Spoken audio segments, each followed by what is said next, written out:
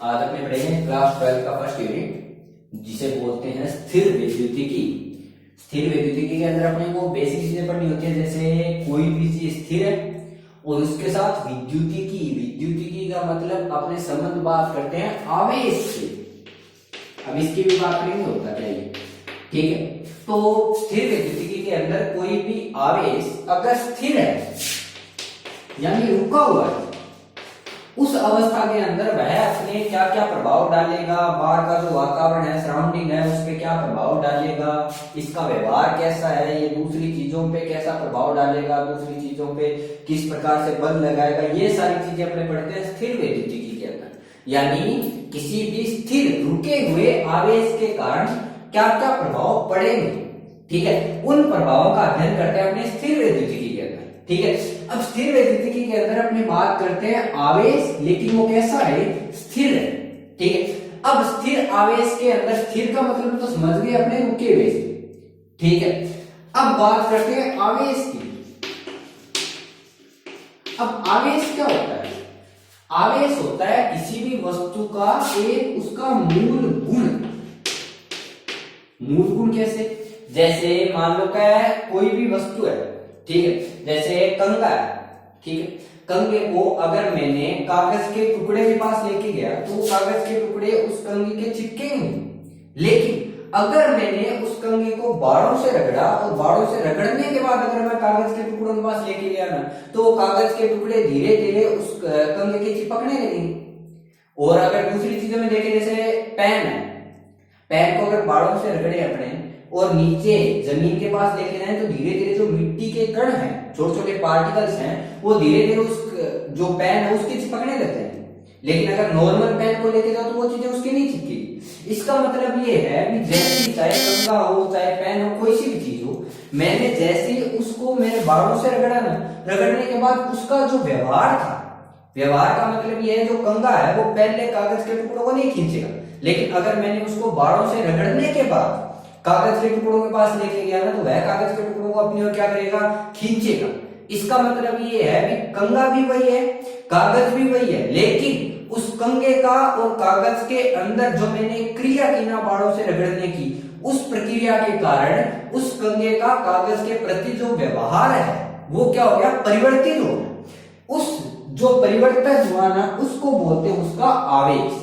यानी किसी भी वस्तु का ऐसा गुण जिसके कारण वह अपने मूल गुण, जो मूल व्यवहार है, उससे थोड़ा अलग व्यवहार करना क्या करे, प्रारंभ। जैसे कंगा है तो वो कागज को नहीं खींचेगा अपनी ओर, लेकिन अगर उसको मैंने बाड़ों से रगड़ने के बाद लेके गया तो उन चीजों को अपनी ओर क्या करेगा, खींचेगा। इसका मतलब यह है कि जो कंगे का जो व्यवहार था वो थोड़ा क्या हो गया, परिवर्तित हो गया, ठीक है। इसलिए आवेश का मीनिंग का बात करते हैं अपने, कोई भी वस्तु का ऐसा विलक्षण या मूलभूत गुण जिसके कारण उसका जो व्यवहार है वो अपने मूल गुणों से, मूल जो व्यवहार है उससे थोड़ा सा क्या हो जाता है, परिवर्तित हो जाता है, ठीक है। उसको क्या बोलेंगे, उसका आवेश, ठीक है। अब आवेश की अगर बात करें तो आवेश की बात करते हैं अपने दो प्रकार की। बेसिक चीज जानते हैं अपने, एक होता है धनावेश और एक बात करते हैं ऋणावेश। धनावेश का मतलब प्लस से बात करते हैं और ऋणावेश का मतलब माइनस, यानी पॉजिटिव और नेगेटिव। अब अपने ये भी जानते होंगे, क्योंकि पॉजिटिव कब आता है, पॉजिटिव तब आता है जब कोई भी एटम हो या कोई भी पार्टिकल है, ठीक है, कोई भी एटम अगर इलेक्ट्रॉन जो है वो इमिट करे, यानी इलेक्ट्रॉन का क्या करे, त्याग करे, ठीक है, तब उसको क्या बोलते हैं, धनावेश। तब उस वस्तु पे आता है धनावेश। और ऋणावेश का मीनिंग ये है जब कोई वस्तु इलेक्ट्रॉन क्या करे, ग्रहण करे, उस अवस्था के अंदर अपने बात करते हैं ऋणावेश की, ठीक है। यानी आवेश के लिए दो प्रकार की बात करते हैं, धनावेश और एक है ऋणावेश। यानी इलेक्ट्रॉन अगर त्यागे जाए तब तो उस आता उस वस्तु पे प्लस, ठीक है, और अगर इलेक्ट्रॉन ग्रहण किए जाए तब उस पे क्या आता है, ऋणावेश, ठीक है। अब अगर अपने धनावेश और ऋणावेश के अंदर बात करें तो अपने ये चीज पढ़ते हैं अब तक भी, अगर कोई भी दो वस्तुएं, जैसे मैंने यह दो वस्तुएं ए और बी, ठीक, अगर दो वस्तुएं हैं कैसी भी, तो यहाँ पे अपने दो प्रकार के बलों की बात करते हैं। एक तो बात करते हैं आकर्षण और एक बात करते हैं प्रतिकर्षण। यानी दो चीजों के मध्य आकर्षण लगता है, प्रतिकर्षण लगता है, उन चीजों की बात करते हैं। आकर्षण का मतलब अपने जानते हैं भी जब एक चीज दूसरी चीज को अपनी ओर खींचे, ठीक है, यानी ए है वो बी को अपनी ओर खींच रहा है, ठीक है, तब उस चीज को क्या बोलेंगे, आकर्षण। और अगर प्रतिकर्षण की बात करें तो प्रतिकर्षण का मतलब ये है ए है वो बी को क्या कर रहा है, प्रतिकर्षित। प्रतिकर्षित करने का मतलब ए बी को अपने से दूर धक्का दे रहा है, यानी वो ये चाह रहा है बी उसके पास में नहीं आना, ठीक है। तो उसके आधार पर अपने बात करते हैं आकर्षण और प्रतिकर्षण। तो यहाँ पे एक बेसिक सा आपने अब तक पढ़ते आए हैं कि कोई भी अगर कहीं पे भी दो आवेश है, धनावेश या ऋणावेश, उसके अंदर अगर दोनों की प्रकृति समान हो, दोनों की प्रकृति समान होने का मतलब अगर दोनों के दोनों कैसे हो, धनावेश हो, या फिर दोनों के दोनों कैसे हो, ऋणावेश। तो अपने अब तक ये पढ़ते आए हैं कि अगर दो वस्तुएं हैं उन दोनों पे उपस्थित आवेश की प्रकृति समान हो, यानी अगर दोनों प्लस के हो या फिर दोनों माइनस के, तो उन चीजों के मध्य कौन सा बल लगता है, प्रतिकर्षण। और अगर दोनों की प्रकृति जो है आवेश की वो अलग अलग हो, यानी एक प्लस का और एक है माइनस का, तब उनके मध्य क्या लगता है, आकर्षण, ठीक है। तो अपने ये बेसिक चीजें ये तो अपने जानते हैं कि आवेश तो होता है बेसिक सा किसी चीज का गुण, ठीक है, जिसके कारण उसका जो व्यवहार है वो अपने मूल व्यवहार से थोड़ा सा क्या हो जाता है, बदल जाता है, ठीक है। और इसके अंदर अगर अपने बात करें आवेश की, तो आवेश के अंदर दो प्रकार के आवेश की बात करते हैं, एक बात करते हैं धनावेश की और एक बात करते हैं ऋणावेश की। धनावेश का मतलब होता है जब कोई परमाणु इलेक्ट्रॉनों को त्याग करे तब उस पे जो गुण परिवर्तित होगा तब वो आता है धनावेश, और अगर कोई वस्तु इलेक्ट्रॉनों का क्या करे, ग्रहण करे, तब उस पे आता है ऋणावेश। और अपने ये भी जानते हैं कि अगर कहीं पे दो चीजों की प्रकृति समान हो, ठीक है, दो समान आवेश जैसे इलेक्ट्रॉन इलेक्ट्रॉन है वो एक दूसरे को क्या करते हैं, प्रतिकर्षित। इलेक्ट्रॉन प्रोटॉन है यानी प्लस और माइनस है तो वो एक दूसरे को क्या करते हैं, आकर्षित, ठीक है। तो यहाँ पे अपने बातें करेंगे इसके आवेश के कारण क्या क्या प्रभाव पड़ेंगे, कैसा धनावेश, कैसा ऋणावेश, क्या आकर्षण, क्या प्रतिकर्षण, ठीक है। तो यहाँ पे सबसे बेसिक चीज, सबसे पहली चीज यहाँ पे आती है किसी भी वस्तु पर आवेश की प्रकृति को पहचानना, ठीक है। जैसे मैंने एक चीज लिखी, जैसे एक वस्तु ए है और एक वस्तु है बी, ठीक है। इसके अंदर एक चीज ये लिखी गई भी जो ए वस्तु है उस पे आवेश है प्लस, ठीक है। मेरे को ये पता करना है कि बी पे आवेश है क्या, ठीक है, यानी आवेश की प्रकृति क्या है। अपने आवेश का मान नहीं बता सकते बी पे आवेश का मान क्या है, लेकिन अगर मैं ये बात करूं कि ए पे पास मेरे पास प्लस है तो बी के ऊपर कोई सा भी आवेश हो उस आवेश की प्रकृति क्या है, यानी वो प्लस का या माइनस का, उसके लिए अपने दो प्रक्रियाएं काम में ले रहे हैं। जैसे अगर ए और बी है तो उसके अंदर अपने बात की भी अगर कहीं पे आवेश है तो उनके मध्य दो प्रकार के बल लग सकते हैं। एक तो बात करते हैं आकर्षण की और एक बात करते हैं प्रतिकर्षण की, ठीक है। आकर्षण के लिए अपनी ये चीज पढ़ी भी, अगर एक प्लस और एक माइनस है तो अपनी ओर क्या करता है, चीजों को आकर्षित करता है। और प्रतिकर्षण का मीनिंग अपनी ये बात पढ़ी भी, अगर ए और बी दोनों पर आवेश की प्रकृति समान है, ठीक है, तब उसको क्या बोलते हैं, प्रतिकर्षण हो रहा है, ठीक है। तो यहाँ पे एक चीज थोड़ा सा ध्यान रखना है अपने को भी, अगर मैंने दो वस्तुएं ली, एक वस्तु ए है और एक वस्तु बी है, ए वस्तु पे अपने को आवेश की प्रकृति पहले से पता है, यानी ए पर आवेश है धनावेश, ठीक है, इसने इलेक्ट्रॉनों का त्याग किया।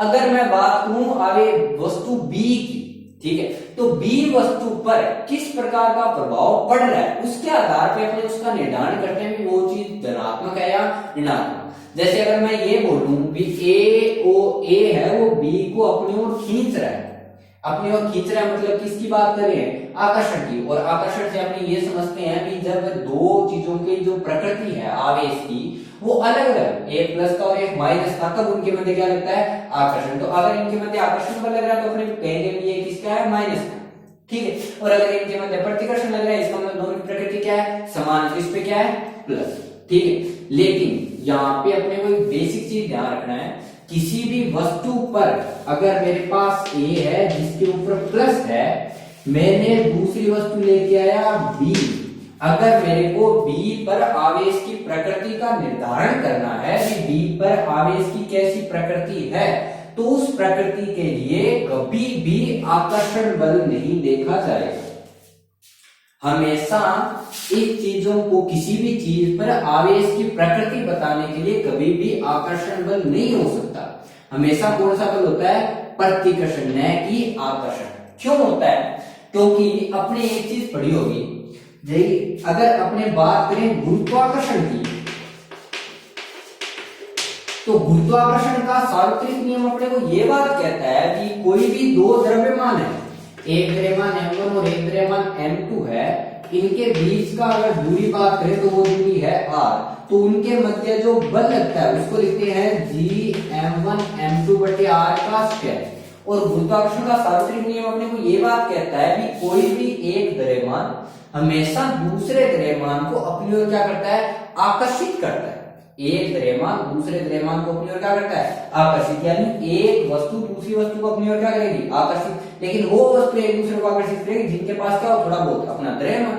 अगर अपने बात करें आवेश की, तो आवेश का मतलब है कि वो इलेक्ट्रॉन का आदान प्रदान करके उसके अंदर कुछ का कोई परिवर्तन करे। ठीक है, जैसे इलेक्ट्रॉन है तो इलेक्ट्रॉन त्यागा या ग्रहण किया, उसके कारण उसके अंदर जो भी परिवर्तन हो उसके कारण उस पर आ गया आवेश। ठीक है, तो आवेश आया तो उसके अंदर उसने इलेक्ट्रॉन का आदान प्रदान किया।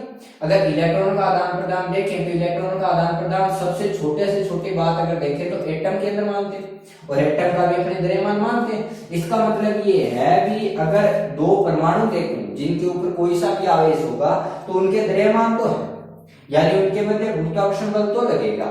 ठीक है, तो यहाँ पे अगर गुरुत्वाकर्षण की बात करूं तो गुरुत्वाकर्षण के सार्वत्रिक नियम सिर्फ ये बात कहता है भी कहीं पे भी दो द्रव्यमान है, अगर m1 और m2, तो वो द्रव्यमान एक दूसरे को सदैव आकर्षित करें।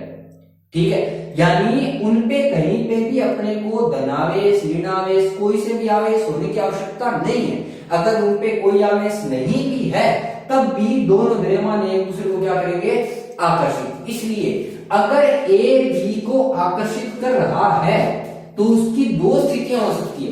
एक स्थिति तो ये हो सकती है कि ए बी पर माइनस हो, क्योंकि विपरीत प्रकृति जो है वो एक दूसरे को क्या करती है? आकर्षित। लेकिन दूसरी स्थिति ये हो सकती है भी ये जो बी है वो उदासीन हो। क्यों? क्योंकि अगर गुरुत्वाकर्षण का सार्वत्रिक नियम देखूं तो दो द्रव्यमान हमेशा एक दूसरे को क्या कर सकते हैं? आकर्षित। और आकर्षित करना है तो उसके लिए ये जरूरी नहीं है कि उन पे दोनों पे क्या हो? आवेश हो। इसलिए अगर ए बी को आकर्षित कर रहा है तो इसका मीनिंग ये नहीं है भी ए पर अगर प्लस है तो बी पे क्या हो? माइनस। क्योंकि अगर गुरुत्वाकर्षण के अकॉर्डिंग बात करें तो अगर बी उदासीन है यानी उस पे अगर कोई भी आवेश नहीं है तब भी ए बी को अपनी ओर क्या कर सकता है? आकर्षित कर सकता है। ठीक है, क्योंकि गुरुत्वाकर्षण के अंदर दो वस्तुओं का द्रव्यमान होना आवश्यक है, उन पे आवेश का होना कोई आवश्यक नहीं, तब भी वो दोनों चीजें एक दूसरे को क्या कर सकती है? आकर्षित। इसलिए अगर मैं लिखूं ए और बी एक दूसरे को आकर्षित कर रही है तो इसका मीनिंग ये नहीं है कि ए पर अगर प्लस है तो बी पे माइनस, अगर ए पे माइनस है तो बी पे प्लस।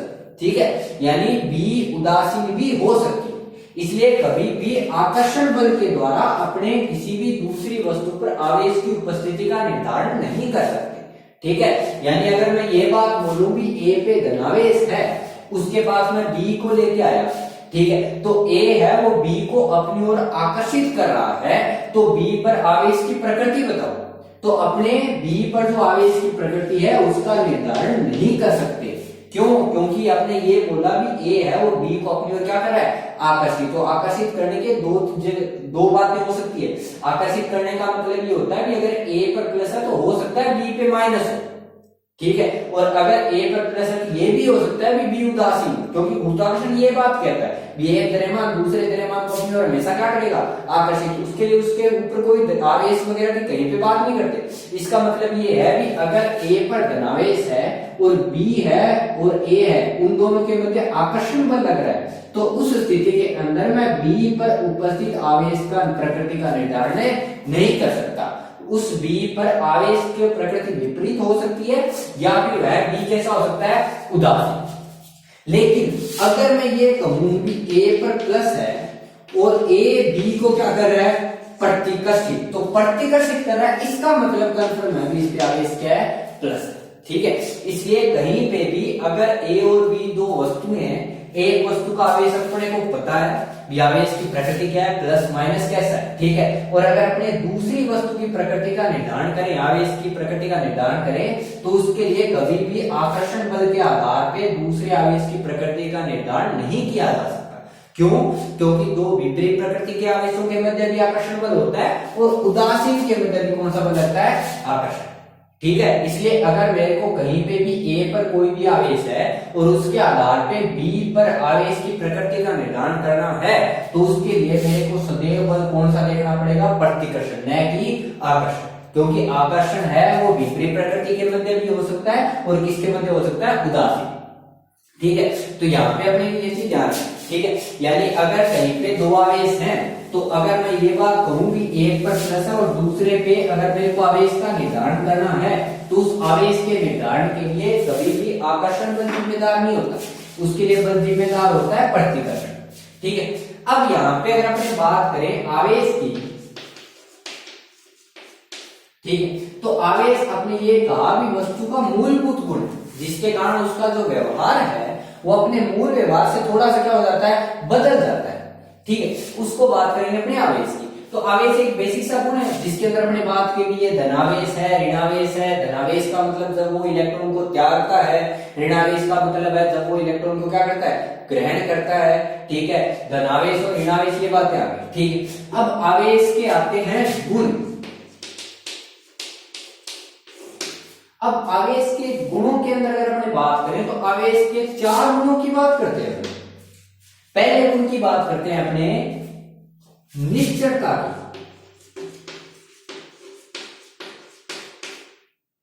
दूसरे गुण की बात करते हैं क्वांटीकरण की, तीसरे की अगर बात करें तो उसके अंदर अपने बात करते हैं आवेश के संरक्षण की, और अगर चौथे गुण की बात करें तो ये बात करते हैं योज्यता की। तो यहाँ पे अपने आवेश के गुणों की बात करें तो आवेश के गुणों के अंदर 4 गुणों की बात करते हैं, निश्चलता, क्वांटीकरण, संरक्षण, योज्यता, ठीक है। अब जो आवेश है उसके अंदर अगर अपने किसी भी चीज की बात करें तो आवेश के सबसे बेसिक चीज आता है, अगर बात करें इसकी इकाई की और इसका ये किस प्रकार की राशि है, ठीक है। तो आवेश जो है, तो आवेश को दिखाने के लिए सिर्फ उसके परिमाण की बात करते हैं। जैसे अपने बात करते हैं ऑक्सीजन 2-, ठीक है, हाइड्रोजन प्लस, तो उसके ऊपर उसका मान दिखाते हैं, यानी उसके ऊपर अपने उसके परिमाण को दर्शाते हैं, लेकिन कहीं पर भी उसकी दिशा का निर्धारण नहीं किया जाता, ठीक है। इसलिए अपने आवेश है तो आवेश बात करते हैं कैसी राशि की, अदिश, यानी आवेश एक अदिश राशि। अदिश राशि का मतलब ये है भी ऐसी राशि जो सिर्फ और सिर्फ उसके परिमाण यानी उसका जो मान है और उसकी इकाई, दो चीजों को दर्शाए, ठीक है। उसके लिए अपने को उसके दिशा के निर्धारण की आवश्यकता नहीं, ठीक है। तो यहाँ पे अगर अपने बात करें आवेश की, तो आवेश है वो कैसी राशि है, अदिश, और आवेश अदिश राशि है तो इसका एक निर्धारण किया जाता है इकाई का। इसकी इकाई लिखते हैं अपने कूलाम, इसकी इकाई लेते हैं कूलाम, या फिर बात करते हैं फैराडे। 2 प्रकार की इकाइयों की बात करते हैं इसकी, या तो कूलाम लिख सकते हैं या फिर क्या लिख सकते हैं, फैराडे। अब अगर इसकी विमा की बात करें तो विमा के अंदर जब भी अपने विमा लिखते हैं तो उसके अंदर किसी भी वस्तु की मूल इकाइयां लिखी जाती है। मूल इकाइयां यानी जो 7 मूलभूत इकाइयां मानते हैं, ठीक है, उसके अंदर। तो कूलाम जो है या जो फैराडे है वो 7 बेसिक इकाइयों में नहीं आता। इसका मतलब ये है कि अगर मेरे को इसकी विमा लिखनी है तो उस विमा को लिखने के लिए मेरे को जो आवेश की जो इकाई है कूलाम, उसको उन मूलभूत इकाइयों के अंदर क्या करना पड़ेगा, परिवर्तन। और उस परिवर्तन को अपने बात करते हैं, जैसे अपने 10th क्लास में एक चीज पढ़ी है, I = Q/T, यानी जो विद्युत धारा है वो आवेश प्रवाह की दर होती है, Q/T। Q किसकी बात करते हैं, आवेश की। तो अगर मेरे को आवेश की वो मूलभूत इकाइयों में बांटना है तो अगर मैं Q लिखूं तो Q बन गया I × T, मल्टीप्लाई होगा इधर। तो अगर मल्टीप्लाई हो गया तो Q जो है आवेश है वो तो इकाई क्या लिख रहा हूं उसकी, कूलाम, लेकिन जो धारा है I को क्या लिखते हैं, एम्पियर, और टाइम को किससे लिखते हैं, सेकंड, यानी कूलाम को मैं दूसरे टाइप में लिख सकता हूं एम्पियर इनटू सेकंड। अब एम्पियर है जो विद्युत धारा का मात्रक है वो उन 7 मूल इकाइयों में आता है, सेकंड है वो भी उनकी क्या आता है, मूल इकाइयों में आता है। इसका मतलब ये है कि जो कूलाम है वो अपनी मूल इकाइयों में टूट गया, यानी एम्पियर और एक सेकंड। तो अपने यहाँ पे इसकी अगर विमा लिखूं तो विमा के अंदर उसकी मूल इकाइयां लिखी जाती है। मूल इकाइयों का मतलब अगर लिखूं mLt, m का मतलब किससे बात करते हैं, मास से, तो मास यहाँ पे कहीं पे भी केजी की द्रव्यमान की बात नहीं होनी, इसलिए m को लिखेंगे 0। l है, l दर्शाता है किस चीज को, लेंथ को। लेंथ तो यहाँ पे लेंथ का यूनिट मीटर, यानी इसमें कहीं पे भी मीटर नहीं है, तो इसलिए l के ऊपर भी क्या आएगा, 0। t किस चीज को दर्शाता है, सेकंड, सेकंड यानी टाइम, तो टाइम है तो टाइम के लिए अपने सेकंड का पावर कितना है, 1, तो इसका भी पावर कितना आएगा, 1। और अगर बस और बात करें तो क्या बच गया, एम्पियर, इसका पावर भी कितना है, 1, इसलिए इसका विमा लिखते हैं m0 l0 t1 और a1। इसको कूलाम को अपने डायरेक्ट विमा के अंदर नहीं दिखा सकते। क्यों नहीं दिखा सकते, क्योंकि जो कूलाम है वो उन 7 बेसिक इकाइयों में नहीं आता। और अगर अपने विमा की बात करें तो विमा हमेशा उनकी 7 बेसिक इकाइयों के अकॉर्डिंग लिखी जाती है। जैसे न्यूटन उन 7 बेसिक इकाइयों में नहीं आता, तो न्यूटन को अपने कभी भी विमा के अंदर सीधा नहीं दर्शा सकते एन लिख के, उसको पहले उसकी मूल इकाइयों में ब्रेक करना पड़ेगा, केजी मीटर पर सेकंड स्क्वायर, और उसके बाद उसको किसके रूप में दिखाते हैं, विमा के रूप। यानी अगर अपने को किसी भी चीज की विमा लिखनी है तो जो भी इकाई अपने पास है पहले उसको उसकी मूल इकाइयों के अंदर दो, और क्यों मूल इकाई यानी जो 7 मूलभूत इकाइयां बात करते हैं उनके अंदर ही अपने इनको जोड़ के क्या कर सकते हैं, ठीक है। तो अपने आज इतना ही है भी, आवेश की स्थिर विद्युतिकी के अंदर अपने को बात करनी है भी कोई भी आवेश अगर वो स्थिर है तो स्थिर आवेश के कारण क्या क्या प्रभाव पड़ते हैं वो चीजें बात करेंगे। इसके अंदर अगर बेसिक चीज देखें तो आवेश है, तो आवेश क्या है, आवेश किसी वस्तु का ऐसा गुण है जिसके कारण उसका जो व्यवहार है वो अपने मूल व्यवहार से थोड़ा सा क्या हो जाता है, बदल जाता है, ठीक है। और आवेश की अपने बात की 2 है, एक धनावेश और एक बात करते हैं ऋणावेश। धनावेश और ऋणावेश है, धनावेश कब आता है, जब वह वस्तु इलेक्ट्रॉन को क्या करे, त्याग करे, और ऋणावेश कब आता है, जब वह वस्तु इलेक्ट्रॉन को क्या करे, ग्रहण। और अगर अपने कहीं पे भी 2 वस्तुएं ए और बी कैसी भी है, एक पर आवेश पता है और दूसरे पे आवेश का मान अपने को बात करनी है, पता करना है, तो उस प्रकृति को, आवेश की प्रकृति को पता करने के लिए सदैव प्रतिकर्षण बल दिखना चाहिए, आकर्षण कभी भी नहीं, क्योंकि आकर्षण के लिए विपरीत प्रकृति भी हो सकती है और उसके साथ साथ सामने वाली वस्तु उदासीन भी हो सकती है, ठीक है। क्योंकि गुरुत्वाकर्षण का नियम ये बात कहता है कि 2 द्रव्यमानों के मध्य सदैव आकर्षण बल लगे, उसके लिए अपने को ये आवश्यक नहीं है कि उन दोनों पे क्या हो, आवेश, ठीक है। इसलिए अपने कहीं पे भी अगर ए और बी है, ए पे प्लस है तो बी पे आवेश की प्रकृति ज्ञात करनी है, तो उसके लिए हमेशा बल देखना प्रतिकर्षण न कि आकर्षण, ठीक है। उसके आधार पर अपने का गुण है तो गुण की बात अगली क्लास में करेंगे।